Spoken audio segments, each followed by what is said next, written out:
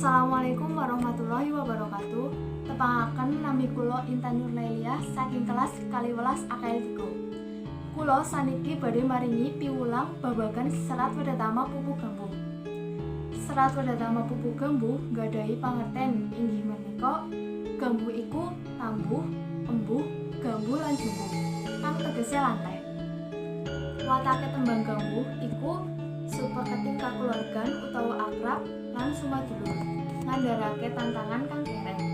Miturut maknane tembang gambuh iku nggambarake watak pawongan kang ngancik diwasa utawa pribadi kang sansaya diwasa.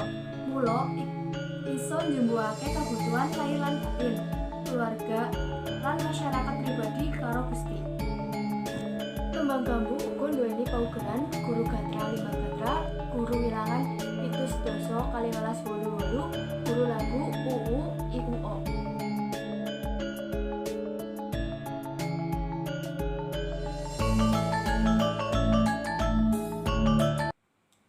Ojo kanthi kebanjur akeh pola ingkang ora jujur, yen uwis kebanjur salah kudu eling, yen kesalahanmu iku kudune dipun mangertos.